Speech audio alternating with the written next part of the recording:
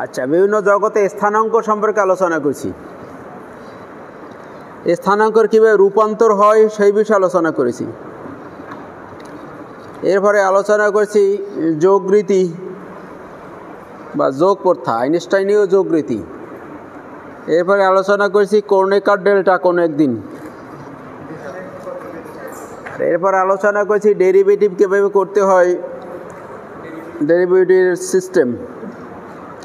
এইখানে শেষ করেছি। যা কিছু আলোচনা করছি তার মাধ্যমে আমরা কি করব, টেনসর রাশি তৈরি করব। টেনসর সম্পর্কে আমরা একদিন আলোচনা করছিলাম, সেই আলোচনা আবার একটু মনে করাই দিতে হবে। টেনসর হলো এমন এক প্রকার রাশি যার একাধিক দিক বিদ্যমান, তবে যে রাশির একটা দিক আছে সেটাও এক বিশেষ ধরনের টেনসর, আর যে রাশির কোনো দিক নাই সেও টেনসর। তবে টেনসর বলতে সাধারণত কি বোঝানো হয়, যার একাধিক দিক আছে। তবে যার একটা দিক আছে তাকে আমরা নতুন আলাদা নাম দিয়েছিলাম, এবং এতকাল তোমরা তাই পড়ে আসছো, ভেক্টর। ভেক্টর যা পড়ছো না এতকাল, পড়ছো না ভেক্টরের দিক আছে, মান আছে। তো ভেক্টরের দিক কয়টা, এক দিক বিশিষ্ট রাশি ভেক্টর। আর যে যার কোনো দিক নেই, মান আছে, তাকে নাম দিয়েছো স্কেলার। স্কেলার হলো শূন্য দিক বিশিষ্ট টেনসর। কত দিক? শূন্য। এই টেনসরের দিককে মাত্রা বলা হয়। কি বলা হয়? মাত্রা। তো মাত্রা কি? মাত্রা হলো টেনসরের দিক। যে টেনসরে একটা দিক তার মাত্রা এক, অর্থাৎ একমাত্রা টেনসরকে ভেক্টর বলে। এই ভেক্টরের সংজ্ঞা এই বইয়ে নতুন করে দেওয়া আছে। একমাত্রার টেনসরকে আচ্ছা লিখে দিয়েছিলাম মনে হয় কোনো একদিন, খাতা খুললে পাওয়া। আর একটা বিষয় লিখে দিয়েছিলাম, জিরো মাত্রার টেনসরকে স্কেলার বলে। কত মাত্রা? শূন্য মাত্রার টেনসরকে, এরা সবাই কিন্তু টেনসর, তবে বিশেষ টেনসর। তবে সাধারণভাবে টেনসর হলো যার দিক দুই বা একের অধিক, যে যার মাত্রা 2, 3, 4 এগুলোকে আমরা সাধারণত টেনসর বলে থাকি। এখন প্রথম কথা হচ্ছে, আমরা টেনসর কোন জগতে টেনসর আমরা তৈরি করবো? কি দ্বিমাত্রিক জগতে তৈরি করব, না ত্রিমাত্রিক, না চতুর্মাত্রিক? কোনটা হলে ভালো হয় তোমাদের জন্য? এমন এক জগতে আমরা টেনসর তৈরি করব যে জগতের মাধ্যমে সকল জগতের টেনসরকে ব্যাখ্যা করা যায়। এবার বলো, তাহলে এন মাত্রিক জগতের জন্য সর্বশেষ আমরা এন মাত্রিক জগতের স্থানাঙ্ক রূপান্তর, ওই যে বার আর বার ছাড়া, খেয়াল করে দেখো তো, সেই ঘটনাই হলো এই বই পড়ার জন্য মূল জায়গা হলো ওইখানেই, যে গত যে আলোচনা ছিল এন মাত্রিক জগতে স্থানাঙ্ক রূপান্তর। একটু ব্যাক করো, এন মাত্রিক জগতে স্থানাঙ্কের রূপান্তর। এই যে আমরা একটা বিষয় পড়েছিলাম, x1 x2 থেকে xn আর x বার 1 x, এইটুকুই হলো এই বই পড়ার মূল জায়গা। তাহলে আমরা কোন জগতে টেনসর তৈরি করব? এন মাত্রিক জগতে। তো টেনসর হলো এমন এক রাশি যা একটা নির্দিষ্ট রূপান্তর সূত্র মেনে চলবে। নির্দিষ্ট রূপান্তর সূত্র, সেই রূপান্তর সূত্রটাই আজকে আলোচনা করলে তুমি যে কোনো টেনসর, যে কোনো র্যাঙ্কের টেনসর সাথে সাথে লিখে দিতে পারবা। এই 100 র্যাঙ্ক হইলেও তুমি সাথে সাথে লিখে দিতে পারবা। যদি 100 র্যাঙ্ক পর্যন্ত লাগবে না, বইতে 5-6 র্যাঙ্ক পর্যন্ত সর্বোচ্চ আছে। 100 না, 1 লক্ষ র্যাঙ্কের টেনসর লিখতে পারলে তুমি বলো, স্যার আমাকে একবার সময় দেন, আর আমাকে 1 বর্গ, মনে করো কত র্যাঙ্ক বলতেছি, 1 লক্ষ, তাহলে আমাকে 10 বর্গ গজ এই রুমের সাইজের একটা কাগজ দেন, আমি লিখে রেডি করে ফেলতে পারা। খালি কি জানতে হবে? ছন্দটা জানতে হবে, মানে সিস্টেমটা জানতে হবে। 1 র্যাঙ্ক লিখতেও যা, 100 র্যাঙ্ক লিখতেও সময় বেশি কমের বিষয়, খালি কি লাগবে? সিস্টেমটা। তাহলে আজকে আমরা সেই সিস্টেমে ঢুকে যাচ্ছি। একদিনে না হলে আমরা 2 দিনে আমরা টেনসরের যে কোনো র্যাঙ্কের টেনসর কীভাবে তৈরি হয়, কীভাবে লিখতে হয়, সব আমরা জানব। তাহলে আমরা এন মাত্রিক জগতে, এন মাত্রিক জগতে আমরা কাজটা করব। খাতার মাঝখানে এইভাবে একটা পৃষ্ঠার মাঝখানে এইভাবে একটা দাগ দাও, একটা ফ্রেশ পৃষ্ঠার দাগ দাগবা, একটা বেশি জায়গা লাগবে কিন্তু আমাদের। এটা নতুন পৃষ্ঠায় গিয়ে মাঝখান থেকে একদম মিডল বরাবর এটা এবার দাগ দেবা, দুই পাশে সমান জায়গা রাখবা। এই মাত্রিক জগতে দুই প্রকার স্থানাঙ্ক নিয়ে আলোচনা করছি। এক প্রকার স্থানাঙ্ক হলো বার ছাড়া, কয়টা নিয়েছিলাম জানি মনে আছে? এন সংখ্যক স্থানাঙ্ক থাকবে একটা বিন্দু, এই একটা বিন্দু স্থানাঙ্ক, এবং এই যে উপরের সংখ্যাগুলো তো শুধু পাওয়ার বুঝাচ্ছে না, এক্স স্কোয়ার এক্স কিউব, হ্যাঁ পাওয়ার না এগুলো। এগুলো যদি পাওয়ার হয়ে থাকে তাহলে আর এই বই পড়ার দরকার নাই। কোন বিন্দুর ভিন্ন ভিন্ন স্থানাঙ্ক বোঝানো হচ্ছে, এটা এক একটা চলক। এটা এই বই ব্যতীত গণিতের সকল শাখাগুলো নিচে দেওয়া হয়, কিন্তু টেনসরের জন্য এইগুলো কোথায় দিতে হবে, নাহলে টেনসর তৈরি করা যাবে না। আচ্ছা, আর আরেক প্রকার স্থানাঙ্ক জানে কি ছিল? X bar 1, x bar 2, x bar 3 থেকে এক্স বার n।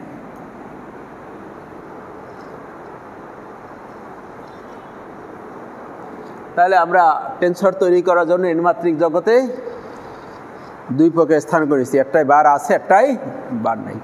এই বইয়ের যতগুলো পৃষ্ঠা আছে সব পৃষ্ঠা খুঁজে দেখো, খালি সব পৃষ্ঠায় খালি এইগুলোই পাবা, খালি বার ছাড়া কিছু ঘটনা আর বার দেওয়া কিছু না, এর বাইরে কোনো কিছু নাই। বিশ্বাস না করলে তুমি গিয়ে সব পৃষ্ঠা উল্টেই দেখো বাসায় গিয়ে। আচ্ছা, এখন এইখানে তোমাদের একটা কথা শিখিয়েছিলাম যে এইখানকার এই একটা স্থানাঙ্ক এইখানে কিন্তু সবগুলো উপর নির্ভরশীল। এইরকম একটা ক্লাস একদিন নিয়েছি যে x1 = x1 ব্র্যাকেট সবাই দিয়েছিলাম। আবার এইখানকার এইটা কার উপর নির্ভরশীল? অর্থাৎ এই স্থানাঙ্কের প্রত্যেকটা এই স্থানাঙ্কের সবগুলো উপর বিপরীত করবে, এইটা সবগুলো উপর নির্ভরশীল। অর্থাৎ এদের মাঝে এদের কি আছে? নির্ভরশীলতা আছে। এই বলে আমি নির্ভরশীলদের দেখাইলাম কি আছে এই দুই প্রকারের মধ্যে নির্ভরশীলতা অবশ্যই আছে, এবং সেটা কিভাবে নির্ভরশীলতা তৈরি হয় লিখছিলাম, কিভাবে এদের ডেরিভেটিভ করতে হয় লিখছিলাম, খেয়াল করে দেখো। এখন আমরা এই স্থানাঙ্ক পদ্ধতির আমরা n সংখ্যক ফাংশন নিচ্ছি।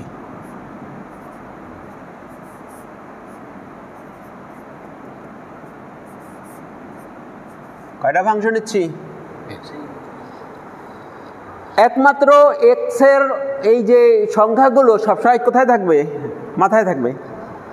আর এই ছাড়া আর যত রাশি আমরা এই বইয়ে ব্যবহার করব, এই সংখ্যা সে নিচে থাকতে পারবে।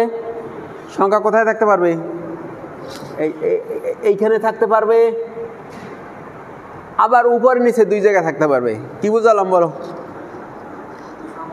স্থানাঙ্ক ব্যতীত আর অন্য যা কিছু ব্যবহার করব সেখানে সংখ্যা কয় জায়গায় থাকতে পারবে? উপরে থাকতে পারবে, আবার উপরে এবং নিচে দুই জায়গায় থাকতে পারবে। এই তিন রকমের ঘটনা আমাদের টেনসরের মধ্যে আছে। কয় রকমের? তিন রকম ঘটনা। এই তিন রকমের ঘটনার জন্য টেনসরকে তিন ভাগে ভাগ করেছে। টেনসর তিন প্রকার। কয় প্রকার? এই সংখ্যা কোথায় নিচ্ছি, এই সংখ্যার নিচে থাকলে টেনসরের একটা নাম হবে, এই সংখ্যাগুলো সব উপরে থাকলে টেনসরের একটা নাম হবে, আর উপরে নিচে দুই জায়গায় থাকলে টেনসরটার নাম হবে। টেনসর কয় প্রকার? তিন প্রকার। কিসের উপর ভিত্তি করে বলো? এই সূচকগুলো, এইগুলোকে সূচক বলা হয়। সূচকগুলোর অবস্থান উপর ভিত্তি করে টেনসরকে তিন ভাগে ভাগ করা হয়েছে। তাহলে একটু এইখানে এই পৃষ্ঠাটা রেখে পরের পৃষ্ঠায় একটু গঠন লিখে রাখো, নাহলে আবার পরে মনে থাকবে না। যে পৃষ্ঠায় কাজ করছে পরের পৃষ্ঠা, ওই পৃষ্ঠায় আমাদের কাজ চলবে। যে কথা এখন বলতেছে এই কথা একটু লিখে নিয়ে আসি। লেখো যে প্রকৃতি অনুসারে টেনসর তিন প্রকার। প্রকৃতি অনুসারে প্রকৃতি এটা বাংলা হলো নেচার, গঠন, প্রকৃতি অনুসারে টেন্সর 3 প্রকার। নাম্বার 1,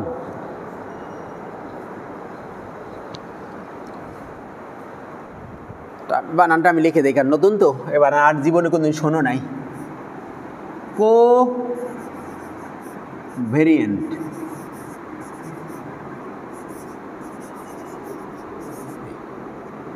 এই শব্দের সাথে বসবাস করতে হবে আমাদের এবছর। শব্দটা কি?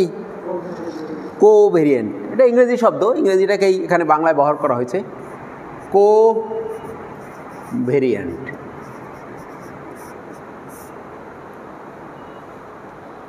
এই কোভেরিয়েন্টের বাংলা শব্দটা ব্যবহার করা হয়েছে সহচল, কিন্তু এই শব্দটা আমরা খুব একটা ব্যবহার করব না। আমাদের এই বইয়ে এই সহচল শব্দটা খুব কম ব্যবহার করা হয়েছে, বাংলা শব্দই দিলাম। কোভেরিয়েন্টের বাংলা কি? সহচল টেন্সর। তাহলে আমরা টেন্সরের একটা প্রকারভেদ পেলাম। টেন্সরের নাম কি?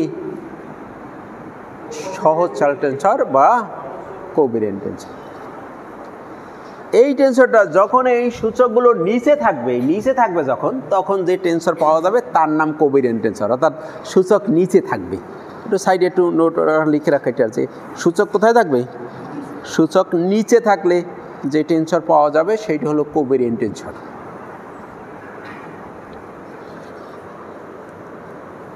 Number 2, contravariant tensor.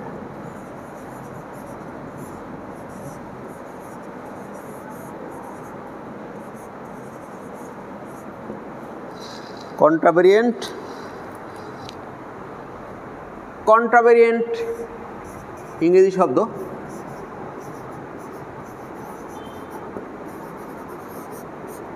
কন্ট্রাভেরিয়েন্ট, এইটার বাংলা হলো প্রতিচল টেন্সর। তাহলে আমরা 2 নম্বরে কি পেলাম? কন্ট্রাভেরিয়েন্ট টেন্সর। এক্ষেত্রে সূচকগুলো উপরে থাকবে। সূচকগুলো কোথায় থাকবে? উপরে, এর উপরে, উপরে থাকবে, মাথায় সূচক উপরে থাকবে। নাম্বার 3, এখন যদি সূচক উপরেও নিচে থাকে এরকম, মানে এখানেও আছে এখানেও আছে, এইরকম যদি হয়, সূচকগুলো কোথায় থাকবে? উপরেও থাকবে নিচেও থাকবে, তখন যে টেন্সরের নাম হবে, তাহলে এটার ভিতরে এইটার জন্য কি হচ্ছে? কন্ট্রাভেরিয়েন্ট। আর এইটার জন্য কি হচ্ছে? তাহলে এর ভিতরে কন্ট্রা কো 2 প্রকারই ঢুকে গেছে। এই টেন্সর আছে মিশ্র টেন্সর, মিশ্র, যার 2টা মিক্সড। নাম্বার 3 মিশ্র টেন্সর। মিশ্র টেন্সর ইংরেজিতে বলে মিক্সড টেন্সর। Mixed tensor. তাহলে সূচকের অবস্থান অনুসারে, এইটার নাম হচ্ছে প্রকৃতি অনুসারে, টেন্সরকে কয়টা ভাগে ভাগ করা হয়েছে? 3টা ভাগে। যদি সব সূচক নিচে থাকে কোভেরিয়েন্ট, উপরে থাকলে কন্ট্রা, উপরে নিচে 2 থাকলে। তাহলে আমি এখন যে টেন্সর তৈরি করতেছি, তাহলে এই যে এখন ওই পাশটাই চল যায়, এখানে আলোচনা শেষ আপাতত। যে টেন্সর তৈরি করতেছি তা এটা কি টেন্সর হবে তোমরা তাহলে বলো? এটা তাহলে কোভেরিয়েন্ট টেন্সর তৈরি করতেছি আমরা। কারণ কি? সূচক কোথায় নিয়েছি? নিচে নিয়েছি। আচ্ছা, তাহলে আমরা আমাদের টেন্সর তৈরি করার কাজে ফেরত যাচ্ছি।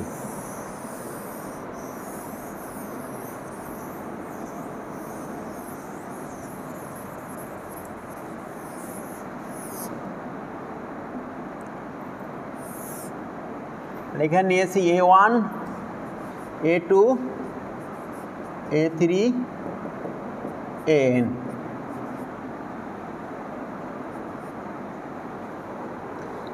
এইগুলো হলো n সংখ্যক ফাংশন। n সংখ্যক ফাংশন, যাকে তোমার বইতে n সংখ্যক পদ বলেছে। পদ বইয়ের ভাষায় কি বলছে? পদ। কিন্তু এই A1 হলো ওই চলকগুলোর ফাংশন। A1 কার উপর নির্ভরশীল বলো? A1 হলো এই চলকগুলোর ফাংশন, এই সব চলকগুলোর ফাংশন A1। A2 এই চলকগুলোর ফাংশন। এরকমভাবে এই সবগুলো এই চলকের ফাংশন। কয়টা ফাংশন নিয়েছি? n সংখ্যক। জগৎ কত মাত্রার জগৎ? n মাধ্যমে। কয়টা ফাংশন নিয়েছি? n সংখ্যক ফাংশন নিয়েছি। এই ফাংশনগুলো কার উপর নির্ভরশীল? এই চলকগুলোর উপর নির্ভরশীল। এই চলকগুলো, এই প্রত্যেকটা ফাংশন। এই যে n সংখ্যক ফাংশন, এই n সংখ্যক ফাংশনের সাধারণ নাম হবে এপি।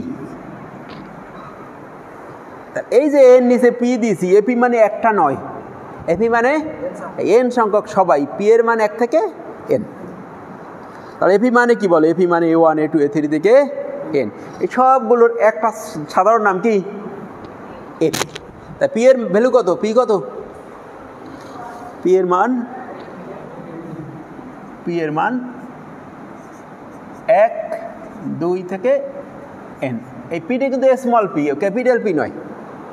এ হলো ক্যাপিটাল এ, কিন্তু পি কি? ছোট হাতে, ছোট পি, বড় পি না। তাহলে আমরা এই কথাটাকে এই বিষয়টা কিন্তু সংক্ষিপ্ত নাম। এই টেনসরে যে তুমি এইভাবে ছোট ছোট রাশিটা দেখবা, ওটা বাংলা কিন্তু অনেক বড় গঠন হবে, বলছিলাম না সেদিন। তাহলে এপি মানে কিন্তু এই সবগুলো। তাহলে আমরা এই সবগুলোতে এইটা ফাংশন, এর অর্থ কি? এপি এই চলকগুলোর ফাংশন, এক কথায় বলে দেওয়া যাচ্ছে। ঠিক আমরা এই ডান পাশে বার জগতের এইখানে আমরা n সংখ্যক ফাংশন নিব, যার নাম a bar 1, a bar 2, a bar 3 dot dot a bar n। দেখো ওই পাশের n সংখ্যক আমরা ফাংশন নিয়েছি। অনুরূপভাবে আমরা এই জগতের জন্য কয়টা ফাংশন নিয়েছি? n সংখ্যক ফাংশন নিয়েছি। কি দিয়ে বোঝাচ্ছি?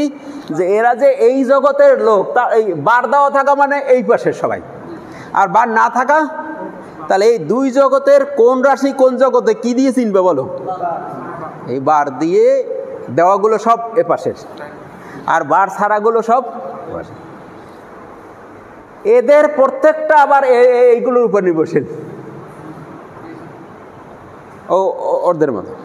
এই সব কয়টা একটা সাধারণ তাহলে নাম দেওয়া যায়। এই সব কয়টার সাধারণ নাম এ বার আই দিয়ে বোঝাচ্ছি। এবার আই এর মান কত? আই ইকুয়াল টু 1 থেকে n পর্যন্ত। তাহলে এই এ বার আই এই চলকগুলোর ফাংশন। সাধারণত আমরা এই পাশের যেগুলো বার নাই সেইগুলোর জন্য সূচক পি কিউ আর এস টি এই 5 জন প্রথমে ব্যবহার করব। কি? পি কিউ, খেয়াল করো, যেগুলো বার নাই এই সাইডে যখন সূচক লাগবে, কি? একটা লাগলে পি, দুটো লাগলে পি কিউ, তিনটা লাগলে পি কিউ আর, চারটা লাগলে পি কিউ আর এস, পাঁচটা লাগলে পি কিউ আর এস টি। আমাদের 5টা পর্যন্ত আমরা থাকি। আর ওই পাশের যেগুলো বার দেওয়াগুলো, একটা লাগলে আই, দুটো লাগলে আই জে, তিনটা লাগলে আই জে কে, চারটা লাগলে আই জে কে এল, পাঁচটা লাগলে I J K L M. তাহলে মোট 10টা আপাতত নিয়ে আমরা সন্তুষ্ট থাকি। তাহলে এই পাশে কি? P Q R S T. ও পাশে কি?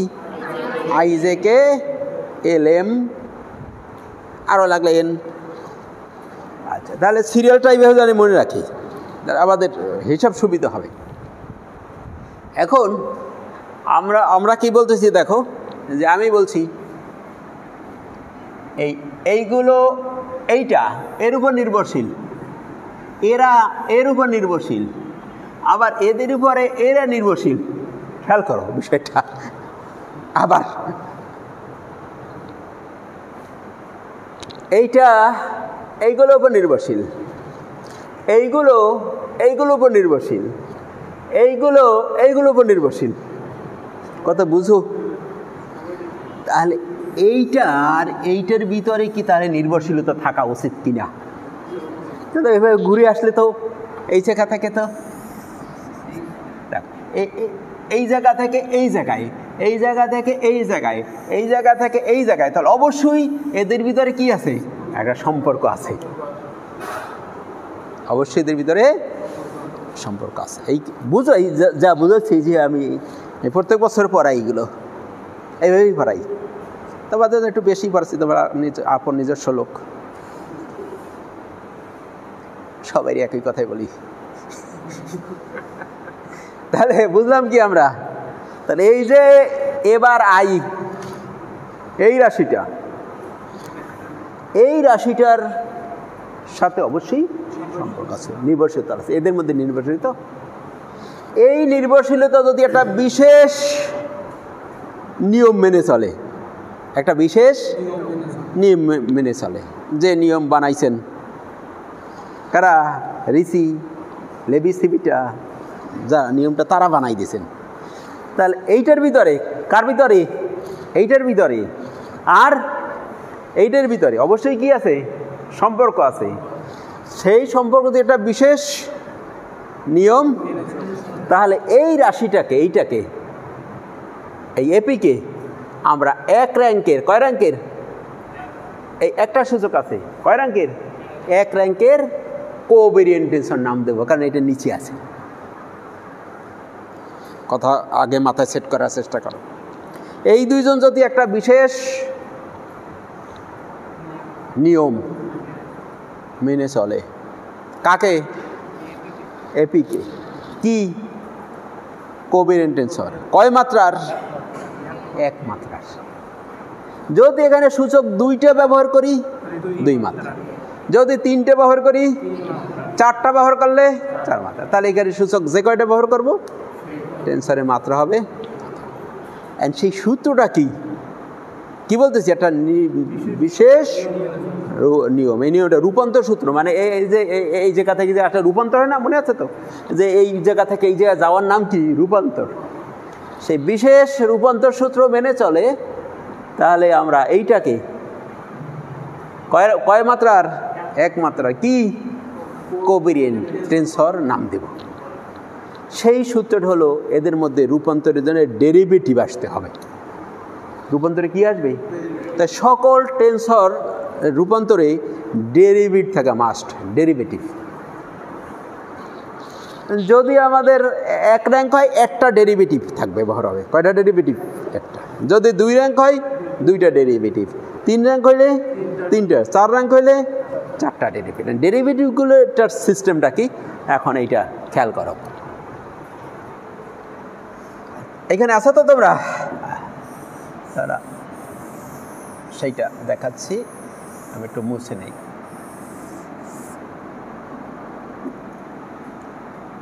সেটা হলো এবার ওয়ান,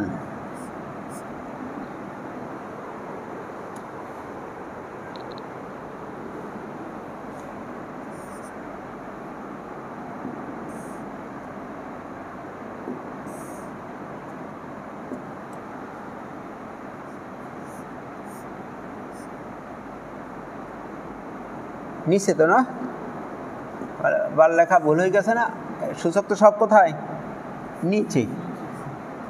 এবার ওয়ান,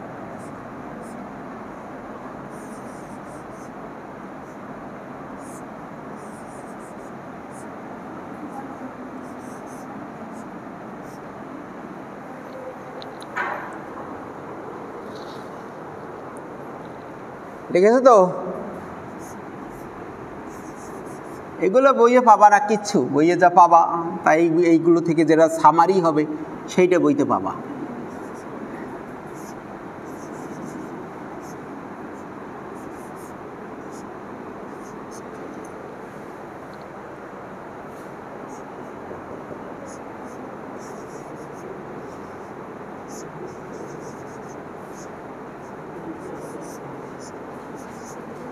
এটি লেখো, এটা লিখলে বাকি সবগুলো লিখতে পারবো আমরা। হ্যাঁ, কোন পৃষ্ঠায়? হ্যাঁ, ওই পৃষ্ঠায় লেখো, এই পৃষ্ঠায় এই দাগের নিচে লেখো, এইভাবে লেখো, এই পৃষ্ঠার মধ্যে লিখলেই হবে, অসুবিধা নেই। দাগ অনেক লম্বা করে দিছো, আর এক পৃষ্ঠায় লেখো, সমস্যা। দাগ যদি লম্বা করে থাকো, মানে এটা লিখতে তো অনেক লম্বা রাখে। আমাদের এই দাগ, এই কাজ শেষ হয়ে গেছে, এখন এই সূত্র লিখতেছি আমরা।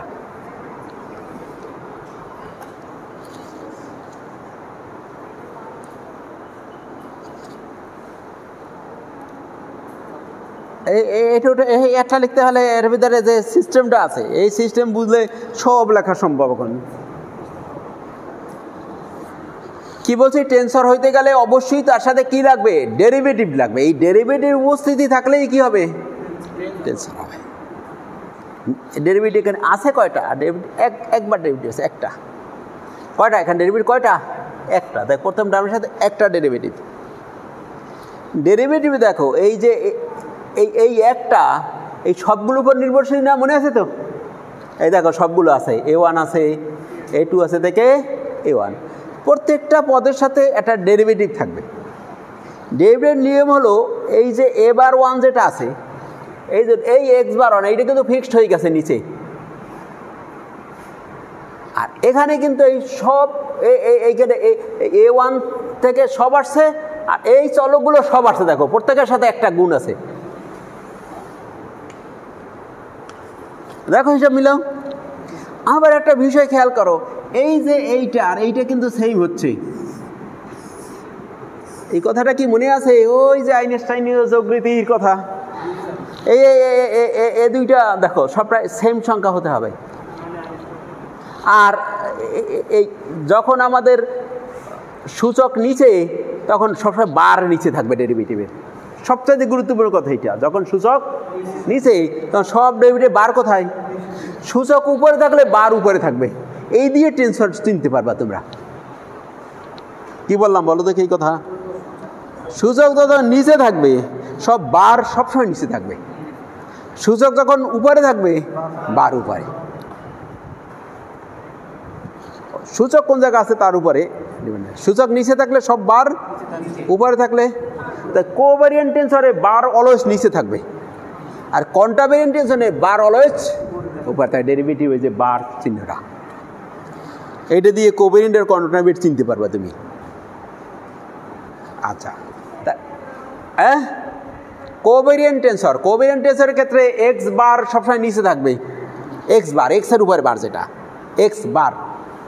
আর কন্ট্রাভেরিয়েন্ট টেন্সরে এক্স বার সর্বদা উপরে থাকবে, তখন এটা উল্টে যাবে, এইটা যাবে উপরে, এইটা আসবে নিচে। পারো তোমার রাখতে? আর কিছু বোঝার নাই এখন তো। আমি তাহলে আমি এইটা তাহলে কীভাবে লিখবো বলো দেখি? A2 বার, হ্যাঁ নিচে কিন্তু এখন সব এইটা A2 বারের জন্য সব নিচে এইটা ফিক্সড হয়ে যায়।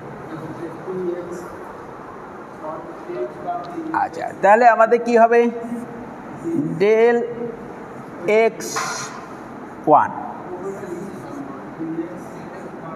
ডেল x⁻2 A1, নিচে সব 2 প্লাস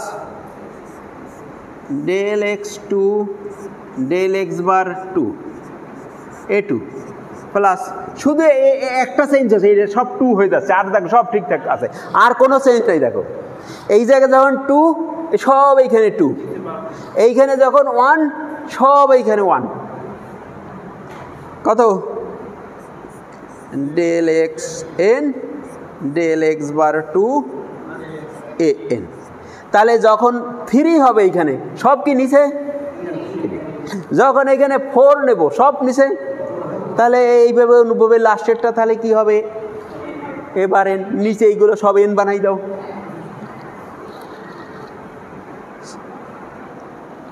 লেখো ওই ডট ডট ডট ডট দিয়ে A⁻n del x1 del x⁻n A1 del x2 del x⁻n A2 যোগ del xn del x⁻n an। তাহলে সিস্টেমটা বুঝে গেছি না? ছন্দটা কি পাইলাম বলো? যে এইখানে যা থাকবে এইখানে সেইটার সব বার। তাহলে আমরা কতটা ইকুয়েশন পাইলাম? গুণ n সংখ্যক, কয়টা? এই n সংখ্যক ইকুয়েশনকে আমরা একটা ইকুয়েশন দিয়া আমরা সেই সংক্ষেপে লিখতে চাই, লিখেছিলাম কোনো একদিন। কয়টা ইকুয়েশন দিয়ে? একটা ইকুয়েশন দিয়ে লিখলে কি হয় বলো? A bar I. এবার আই লাখ শুধু এই যে আই দিয়ে দিলি সবের বুঝবে, কি দিয়ে দেবো? আই। তাহলে আই দিয়ে দিলে দেখো ডেল x1 ডেল x বার I, a1 del x2 del x বার আই কত? a2 যোগ ডেল xn ডেল x বার I an। I equal to 1 2 3 থেকে n। হিসাব করে দেখো এখন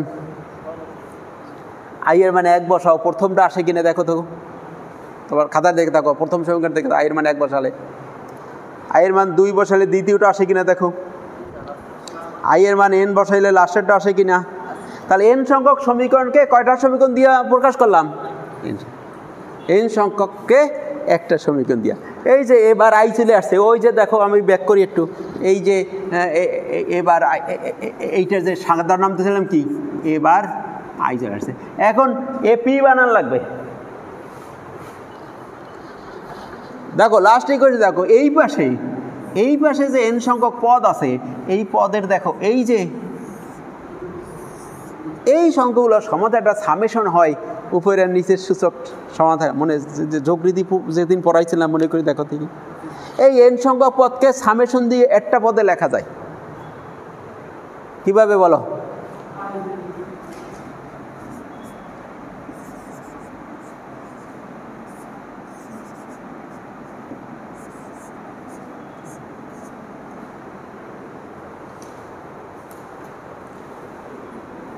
যোগরীতি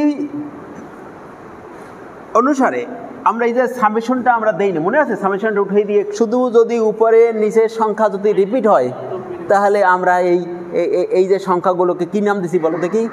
পি। পি এর মান কত? পি 1 থেকে n পর্যন্ত।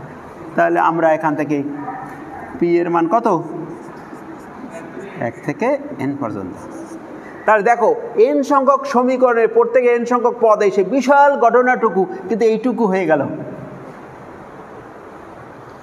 আমি এবার ফ্রেশ করে লিখি, তাহলে আমরা যা পেলাম তা বলতে পারি এবার I equal to del x P del x bar I AP.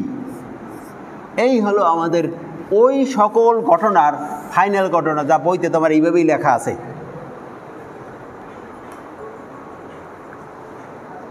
I R P এর মান কত বলো?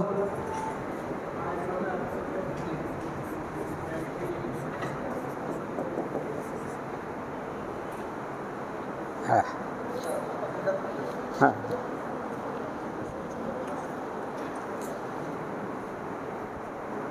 তাহলে এইদিকে ভালো করে তাকাও, ভালো করে তাকাইয়ে অন্তর্চক্ষু দিয়ে এর অনুধাবন করার চেষ্টা করো। যা লিখেছি এই বই পড়ার জন্য এই যথেষ্ট। এর পিছনে আমি এতদিন খাটাখাটনি করছি, ও প্রথম দিকে লিখে দিতে পারতাম। এতদিন লেখাপড়া খালি পড়াইছি এইটুক লেখার জন্য। তাই বলো এইখানে কি আছে, এটা বলো, এটার বাংলায় কি হবে? এইখানে n সংখ্যক সমীকরণ আছে। কি আছে? প্রত্যেকটা সমীকরণ ডান পাশে n সংখ্যক পদ আছে। দেখো যা লিখছে এতক্ষণ, যা লিখছে তাকাও। তাহলে এইটা কিন্তু শুধু দেখতে এইটুক দেয় এটুক না, এটার ভিতরে কি আছে?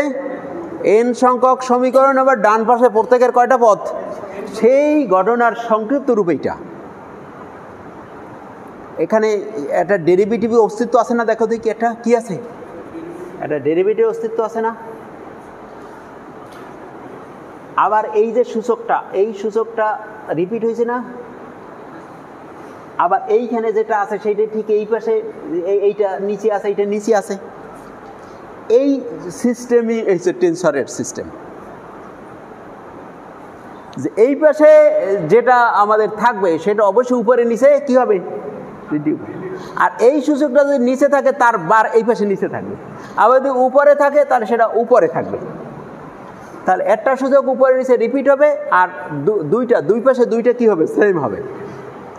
যদি এই ঘটনা ঘটে তাহলে এখানে কাকে বলো? কাকে? এপিকে। কি? একমাত্রার। কি? এত 4-5 বলছিলাম না, কোভেরিয়েন্ট টেন্সর বলা হয়।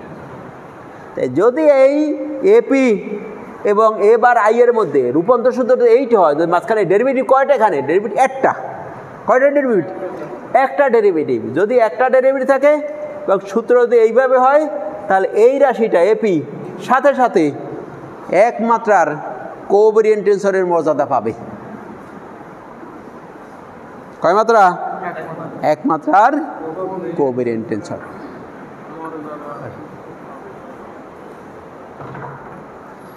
আর এবার আমরা একটা সংজ্ঞা দাঁড় করাই, সবাই লেখো। একমাত্রার কোভেরিয়েন্ট, একমাত্রার মাত্রার লেখে, একমাত্রা লিখে ব্র্যাকেটে একটা শব্দ লেখো, এক মাত্রার। এই মাত্রা নিয়ে যাচ্ছে র্যাঙ্ক। বইতে দেখবা মাত্রা শব্দটা চাইতে র্যাঙ্ক শব্দটা বেশি ব্যবহার করছে। মাত্রা ইংরেজি কী দেওয়া হয়েছে? র্যাঙ্ক। দেখ বইতে লাগবে 1 র্যাঙ্কের টেন্সর, 2 র্যাঙ্কের টেন্সর, 3 র্যাঙ্কের টেন্সর। এই র্যাঙ্ক বদলেই বলবা কি এই মাত্রা কথা বলা হচ্ছে, মানে কয়টা সূচক ব্যবহার হচ্ছে কথা। একমাত্রার কি tensor? Covariant tensor. Covariant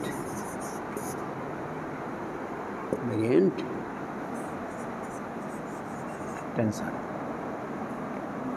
একমাত্রার covariant টেন্সরকে বলা হয় কি বলা হয়, মনে আছে তো? বইতে দেখবা লেখছে ভেক্টর। একমাত্রার কোভেরিয়েন্ট টেন্সর এইটা কি বলা হয়? ভেক্টর। একমাত্রার টেন্সরের নাম হলো ভেক্টর।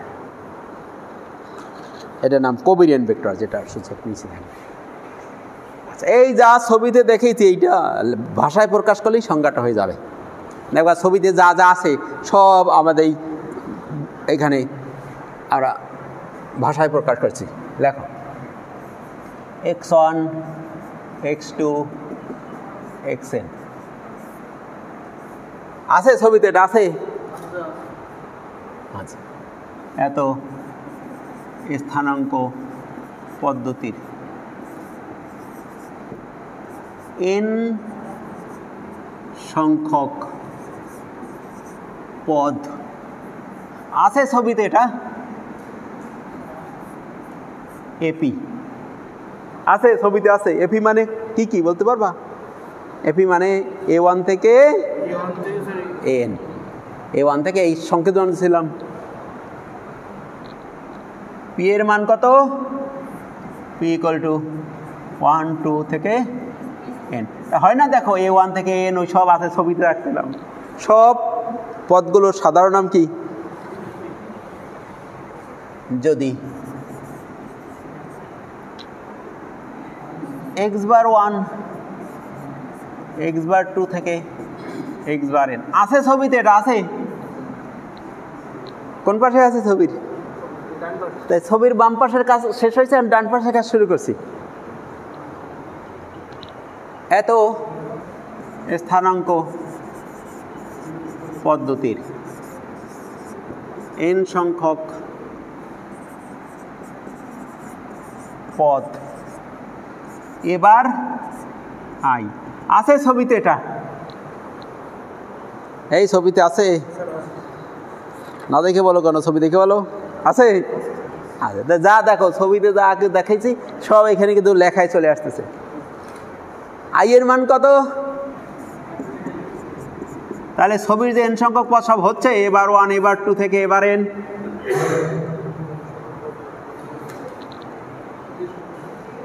এখন এই দুইজনের ভিতরে যে সূত্রটা, ওই সূত্রটা কি সূত্র?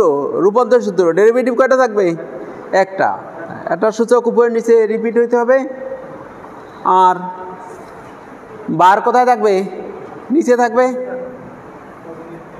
এর এত এর সাথে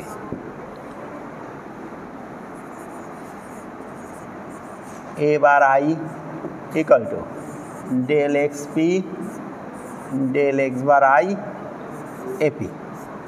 এই হলো সূত্রটা।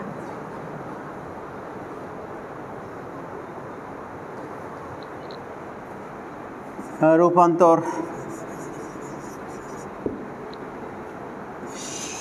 সূত্র দ্বারা আবদ্ধ থাকে।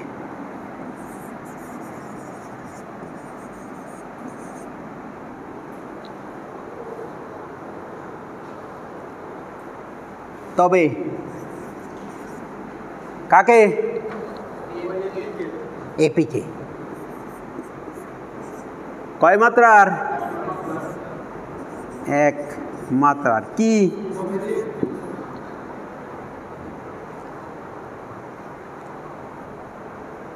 এপিকে এক মাত্রার কোভেরিয়েন্ট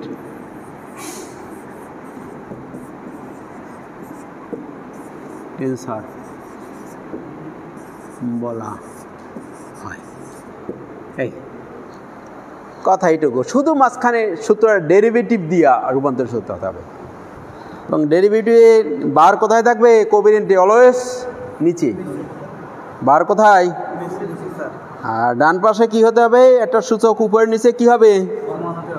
রিপিট হতে হবে। ওইটা দ্বারাই বুঝি সামেশন আছে।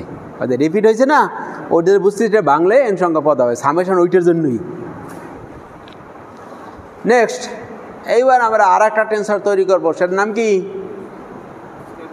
কন্টাভেরিয়েন্ট টেন্সর। আবার একটা ছবি আঁকবো আমরা। ছবি ছবি ছবি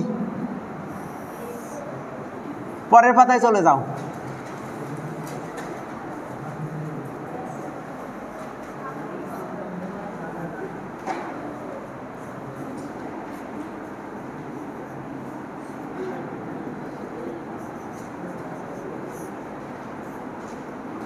প্রথমত দুই একদিন এই ছবি টবি দেখাচ্ছি, এরপরে আর দেখার লাগবে না। এরপর তো তোমার মাথায় ছবি সেট হয়ে যাবে আর কি। আর বাসা বাড়িতে মাঝে মধ্যে যখন অনেক ছবি দেখার পরে কোনো ছবি ভালো লাগবে না, তাই এই ছবি বের করে দেখবে একটু। ঠিক অনেক ছবি দেখতে দেখতে যখন কোনো ছবি কি লাগবে না, আর ভালো লাগবে না, তখন এইটা বের করে দেখবা। কারণ এই ছবিতে কি আসবে? ঢাকা থেকে কাগজ আসবে। কোথেকে কাগজ আসবে? কোথেকে আসবে এটা কাগজ? জাতীয় বিশ্ববিদ্যালয় থেকে ট্রাঙ্কে একখানা কাগজ রেডি হচ্ছে। ট্রাঙ্কে প্রত্যেক একটা ট্রাঙ্ক তৈরি করা আছে, সেই ট্রাঙ্কে এখন কাগজ রাখা আছে। প্রত্যেক বছর সেই কাগজে কিছু কিছু যুক্ত হচ্ছে। এবছর পরই কাগজ হাতে চলে আসবে এই ছবির মাধ্যমে। ছবি ঠিক মতো না দেখলে কাগজ আসবে না।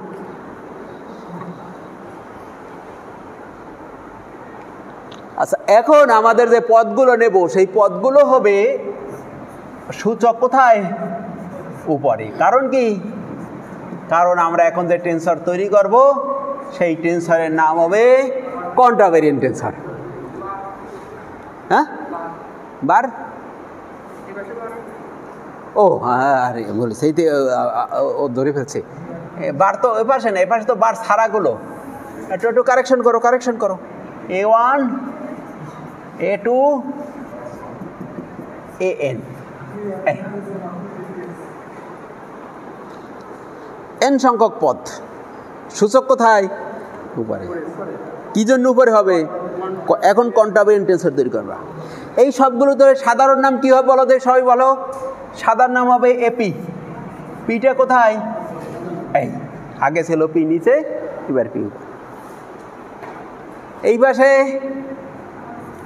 এবার 1, এবার 2 থেকে এবার n। সূচকগুলোর সাধারণ নাম কি? এবার আই। এখন এই দুইজনের ভিতরে যদি একটা ডেরিভেটিভ দিয়ে রূপান্তর সূত্র থাকে, তাহলে কে? এইটা কি? এক মাত্রার কি টেন্সর? কন্টাভেরিয়েন্ট টেন্সর। দুধের ভিতরে কি থাকতে হবে? একটা সম্পর্ক। কি দিয়ে তৈরি হবে? ডেরিভেটিভ দিয়ে। সম্পর্কের মধ্যে কি থাকতে হবে? ডেরিভেটিভ ছাড়া সম্পর্কে কিছু থাকতে পারবে না। টেন্সরের সম্পর্কে শুধু ডেরিভেটিভ। কয়টা ডেরিভেটিভ? একটা। সেই ডেরিভেটিভ বার কোথায় থাকবে? বার উপরে থাকবে, কারণ এই সূচক দেখবো না হলে সিস্টেমে মিলবে না। আমি লিখি দেখো, বার উপরে না দিলে সিস্টেমই মিলবে না। কিভাবে দেখো, A bar i equal to del x bar i. দেখো সূচক উপরে আছে, এটার উপরে আছে, সেই মতো হবে। আর নিচে কি হবে, ডেল এক্স পি, আর এইখানে কি হবে এপি। তাহলে দেখো এই দুটো দেখো উপরে নিচে রিপিট হয়ে গেল, সামেশন হয়ে গেল। আর এটা উপরে আছে, এটা উপর হলো, এ না হলে তো ওই সিস্টেমে তো মিলতেছে না। এর মধ্যে সুন্দর ছন্দ আছে, তাহলে আমার মতো এই বয়সে মানুষ মনে রাখতে পারে মনে রাখতে। আমাদের লেখাপড়া করাই লাগে না, আমি যেভাবে মনে রাখছি একদম মাথায় কি আছে, এ মাথা থেকে বেরিয়ে হচ্ছে না এগুলো। বোঝা গেছে? হ্যাঁ সেটা হয়ে গেছে একেবারে। কারণ কি আছে, ছন্দ আছে। দেখো লেখার ভিতরে কি সুন্দর একটা ছন্দ পাওয়া যাচ্ছে। তাহলে দেখো আগের ডেরিভেটিভ খালি উল্টোই দিছি। দেখো আগে এইটা নিচে ছিল, এইটা উপরে ছিল। তাহলে মুখস্থ করবা কি, কো বার নিচে, কোনটা, এই দুইটা শব্দ মুখস্থ করলে অনেক কিছু জট খুলে যাবে। কোনটা বার উপরে, কো বার নিচে, সূত্রটাই। তাহলে আমরা সংখ্যাটা লিখে হবে। তাহলে ওই আগের কথাই একদম শুভও রিপিট করলে হবে, সাথে একটু চেঞ্জ হবে। লেখো, একমাত্রার কন্ট্রাভেরিয়েন্ট, এইগুলো যা লিখছি সব কিন্তু 100% পরীক্ষার জন্য। এই যে আজ থেকে লেখা শুরু করছি এই সব কিন্তু কত পার্সেন্ট, 100%। এই যে কোভেরিয়েন্ট টেন্সর লিখলাম, কন্ট্রাভেরিয়েন্ট, সবগুলো কিন্তু পার্সেন্টেজ আছে। একমাত্রার কন্ট্রাভেরিয়েন্ট টেন্সর অবলিক কন্ট্রাভেরিয়েন্ট ভেক্টর। কারণ একমাত্রার টেন্সরই কিনে পরিচিত। এরপরে কিন্তু আর কোন দিন ভেক্টর কথা বলবো না। এই একমাত্রা যতক্ষণ আছি ততক্ষণ ভেক্টরের কথা বলা হবে। কারণ কি বলো, একমাত্রার টেন্সরকে ভেক্টর বলা হয়। তাহলে প্রথমে যা আছে লিখতে থাকো, লিখতে ওই যে শুধু ওই সংখ্যাগুলো উপরে দাও, যা যা আছে আমি বলি। এই তুমি এই যে ব্র্যাকেট, স্থানাঙ্ক তো ব্র্যাকেট দাও না, এখন এগুলো ব্র্যাকেট দাও, এই দুইটা ব্র্যাকেট দাও। দেখো x1 থেকে xn যা লিখছিল সব লিখতে থাকো। এত স্থানাঙ্ক পদ্ধতির n সংখ্যক পদ এর উপরে পি দাও। ওই দেখে শুধু সূচকগুলো নিচ থেকে উপরে দিয়ে দাও, আর কোনো চেঞ্জ নাই।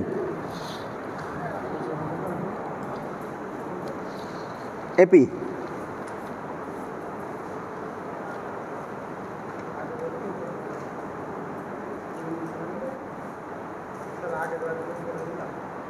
কি, ওগুলো তো উপরে দেওয়াই, এগুলো তো কিচ্ছু বোঝায় না। এখন শুধু এরগুলো উপরে উঠবে, এরগুলো এক্সেরগুলো কি কোনদিন নিচে নামবে? এই পাগলামি করো কেন তোমরা? আমি কিন্তু কয়েকদিন যাবত বলছি এক্সের এইগুলো এক্স এইগুলো কেমন সংগঠিত হয়ে যাবে, কিন্তু এইগুলো নিচে নামা যাবে না কোনদিন। এইগুলো তা আবার এগুলো নিয়ে কনফিউশন আছো কেন? শুধু উপর নিচে কোনগুলো উঠবে বলো? এর সুযোগগুলো উপর নিচে ওঠার উপর টেন্সর নির্ভর করবে। এর কি সবসময় আর কি এক্সের সবসময় উপরে ফিক্স করা। হ্যাঁ ওইগুলো দেখে খালি এর সূচকগুলো উপরে লেখো।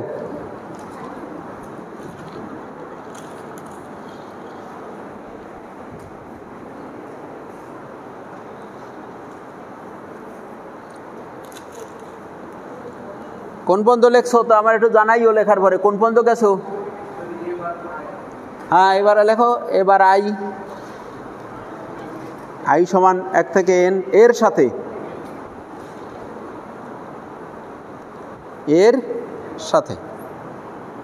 ওই এর সাথে পর্যন্ত যাও, এই পর্যন্ত কন্টিনিউ করো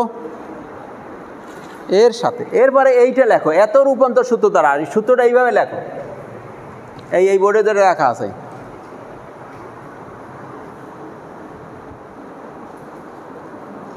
তোমার নিচে নামছে কেন? এই নিচে নামছে কেন? এগুলো কি লেখাটাকো? এবার আই বার যে একজন যা লিখে নিচ্ছে দেখলেন তো, সবার খাতা মিলাইলে নতুন একটা শাখা আবিষ্কার হয়ে যাবে, বুঝছো? আগেটা দেখে দেখে নকল করবে, তোমরা তো নকলও ঠিক মতো করতে পারো না পরীক্ষা হলে মনে হয়, এই জন্য তো ঠিক মতো পাস হয় না। খালি আমি 3টে জায়গায় চেঞ্জ করতে বলছি, বুঝেছো? বুঝো না কেন? একটা জায়গায় বলছি এই এ পি লাগবা, আরেকটা জায়গায় লাগবা এ বার আই লাগবা, আর একটা জায়গায় এইটা লাগবা। এই তো এই 3 জায়গায় তো পরিবর্তন। তবে আবদ্ধ থাকে, তবে এত রূপান্তর সূত্র দ্বারা আবদ্ধ থাকে, দেখেছো? আবদ্ধ থাকে। তবে এপিকে কি তার আগে একটা কথা আছে না, এক র্যাঙ্কের এক মাত্রার কনটামিনেন্ট টেন্সর বলা হয়।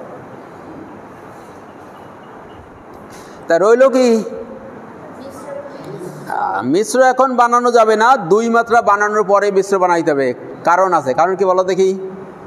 কারণ এক মাত্রার তো মিশ্র হয় না, হবে? মিশ্র হইতে গেলে উপরে কয়টা লাগবে? একটা, নিচে কমপক্ষে একটা। যদি উপরে একটা আর নিচে একটা দেই তাহলে মাত্রা কত হয়ে যেতে হবে? 2 হইতে হবে না? তার এক মাত্রার কোনো মিশ্র টেন্সর হয় না, কারণ টেন্সরের মাত্রা তো ভেঙে অর্ধেক অর্ধেক করা যায় না, যে হাফ মাত্রা উপরে হাফ মাত্রা নিচে করা যায় না। তাহলে মিশ্র টেন্সরের মাত্রা কত থেকে শুরু হবে? সর্বনিম্ন কত? কারণ কি? কারণ কমপক্ষে একটা উপরে, তাহলে আগে 2 মাত্রার কনটা, 2 মাত্রার কো, পরনের পরে 2 মাত্রার মিশ্র। তাহলে 2 মাত্রার টেন্সর এখন শুরু হচ্ছে। কিন্তু আমার সময় কতটুকু? না, আমার তো